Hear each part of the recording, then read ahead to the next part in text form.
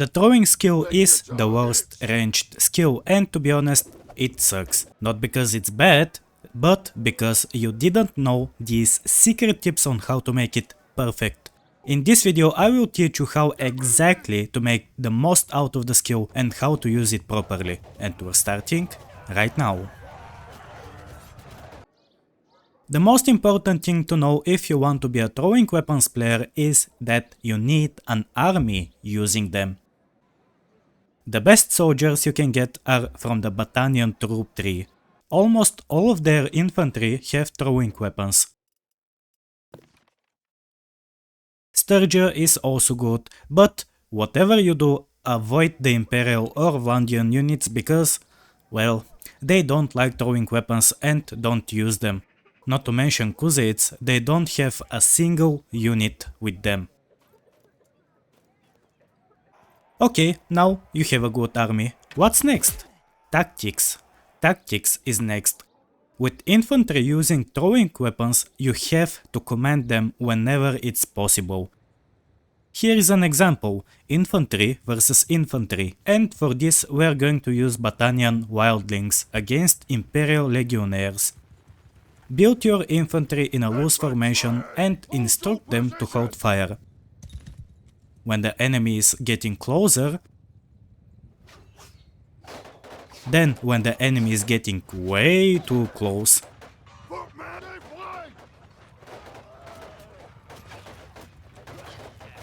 even though they will be moving, the soldiers will still throw their axes or javelins and score kills. Due to the missiles, the enemy will switch to shield wall, which will slow them down, letting your soldiers shoot and retreat easier. As you can see, during the chase, about 50 soldiers are already dead.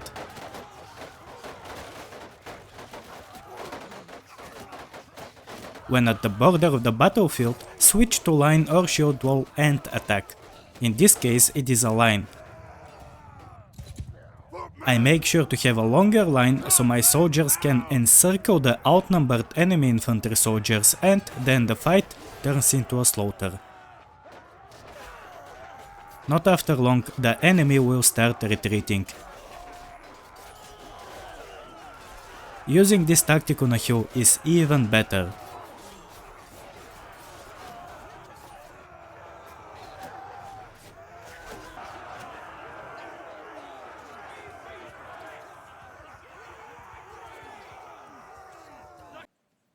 Now let's try cavalry charge against infantry. Here the movement speed of the cavalry increases the damage. I have tried this with 3 different formations.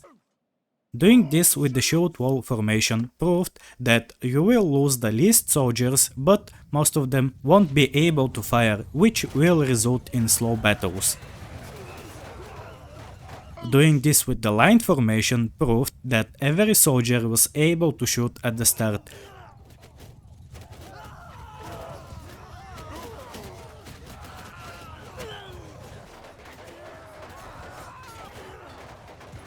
And doing this with the circle formation was the most consistent one, as it had a good amount of enemy deaths during the charge and was not risky to your army as the soldiers were close to each other and they didn't get picked off by the enemy cavalry easily.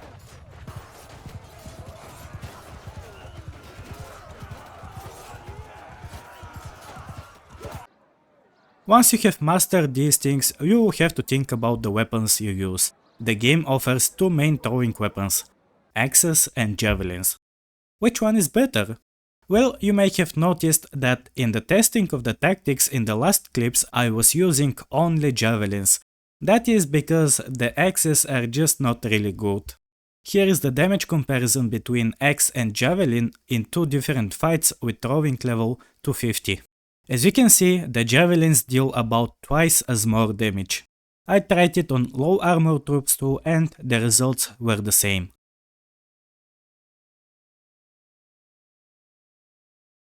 Using the melee modes of both weapons also showed that the axes deal lower damage. And of course the damage is not the only reason. Javelins also come in bigger stacks, usually 5 or 6, while axes are 3 or 4.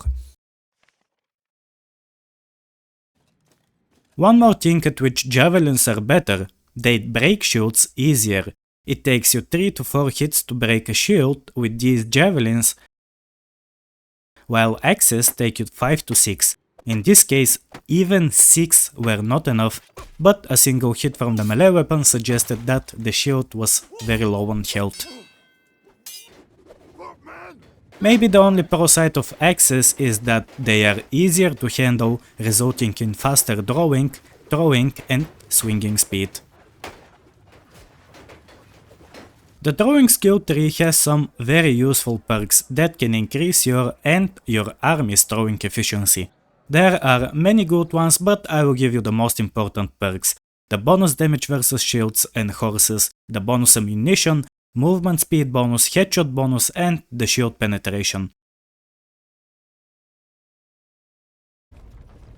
Throwing weapons, no matter if axes or javelins, are very inefficient at sieges. Better use bows and crossbows. They have a higher accuracy, range and damage. With them you don't need to risk your health and get close to the enemy. And of course you can restock arrows from the arrow baskets. Speaking of bows and crossbows, you can click on this video here to learn everything you need to know about them. If you have any questions or video suggestions, leave them in the comments below. And of course give me your opinions on throwing weapons. Make sure to like and subscribe so you don't miss out any future Bannerlord videos. Thanks for watching and I'll see you next time.